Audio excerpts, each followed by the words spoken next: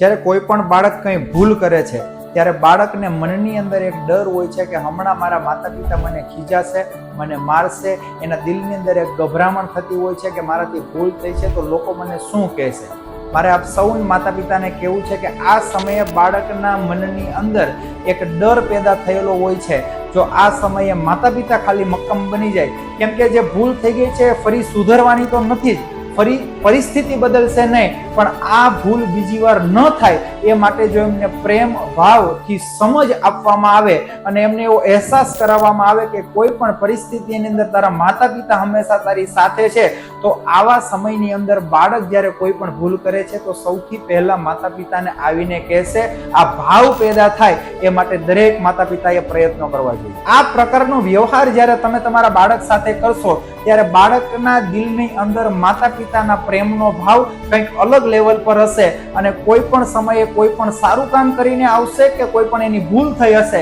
એ સૌથી પહેલું શેરિંગ એ પોતાના માતા પિતા સાથે કરશે, કેમ કે બાળકો માટે માતા પિતા જ હંમેશા આદર્શ હોય છે.